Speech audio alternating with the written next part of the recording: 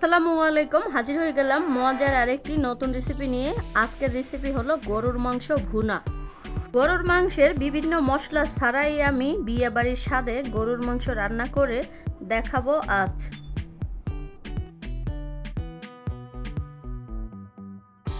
গরুর মাংস রান্না করার জন্য আগেই তেল বসিয়ে দিয়েছি আর তার ভিতরে দিয়ে দিয়েছিলাম 2টি তেজপাতা, 4 টুকরা দারচিনি, 8 টুকরা এলাচ আর 4 টুকরা লং।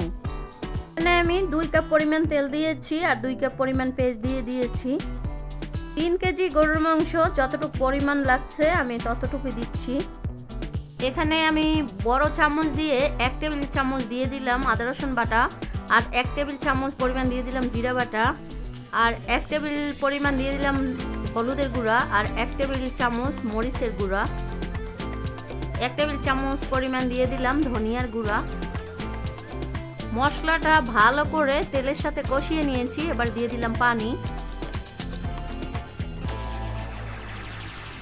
এবারে দিয়ে দিলাম স্বাদ মতো লবণ।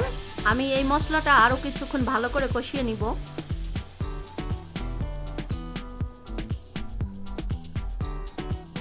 কোনো গরুর মাংসের মশলা ব্যবহার না করেও বিয়েবাড়ির স্বাদে গরুর মাংস রান্না করার একটি সিক্রেট ব্যাপার আছে। গরুর মাংসটা আমি ভালো করে ধুয়ে পানিটা ঝরিয়ে নিয়েছি। এবারে আমি মশলার ভিতরে দিয়ে দিলাম।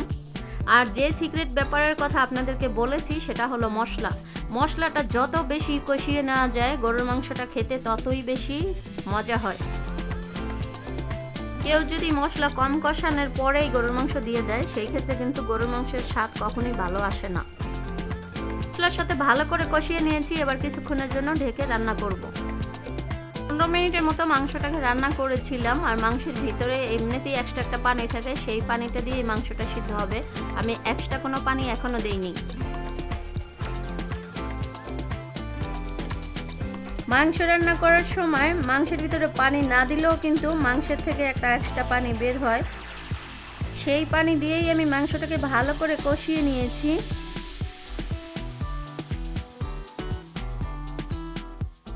গরুর মাংসটা আমি ভালো করে কষিয়ে নিয়েছি, মাংসটা সিদ্ধ হয়ে গেছে। এবারে আমি বিশেষ একটি শাহি মশলা দিব। এবারে মাংসটাকে বিয়ে বাড়ির একটা স্বাদ আনার জন্য আমি মাংসের ভিতরে দিয়ে দিব শাহি বড় এলাচ, আর এটাকে অনেকে কালো এলাচ বলেও চিনে। তো এই এলাচটা আমি একটু ছেঁচা দিয়ে বিচিগুলো দিয়ে দিয়েছি। এই এলাচটা দেওয়ার কারণেই কিন্তু মাংস ভুনাটা খেতে একেবারে বিয়ে বাড়ির মতো স্বাদ হবে। এখানে 10-12টা কাঁচামরিচও দিয়ে দিয়েছিলাম আর আমি এখানে হালকা কিছু পানি দিয়েছিলাম। মাংসটা আমার একবারে পারফেক্টভাবে হয়ে গেছে ভুনা। এবারে আমি চুলাটাও অফ করে দিব, চুলায় আর বেশিক্ষণ রাখবো না। অনেকেরই কিন্তু বিয়েবাড়ির স্বাদে মাংস খেতে ইচ্ছা করে, কিন্তু বিয়েবাড়ির মাংস রান্নার মতো কোনো মশলাই তাদের কাছে থাকে না। তো তাদের জন্য বলছি বিয়েবাড়ির গরুর মাংস রান্না খাওয়ার জন্য কোনো মশলারই দরকার নেই। ঠিক আমি যেভাবে করছি এভাবেই গরুর মাংস রান্না করে নেবেন। তাতে কিন্তু আপনাদের কোনো মশলারও দরকার হবে না আর বিয়েবাড়ির স্বাদ পাবেন 100%।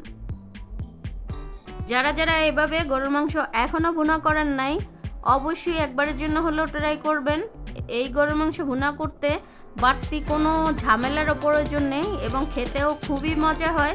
আপনারা একবারের জন্য বাসায় ট্রাই করে দেখবেন। আজকের রেসিপি কেমন লেগেছে অবশ্যই কমেন্ট করে সবাই জানাতে ভুলবেন না।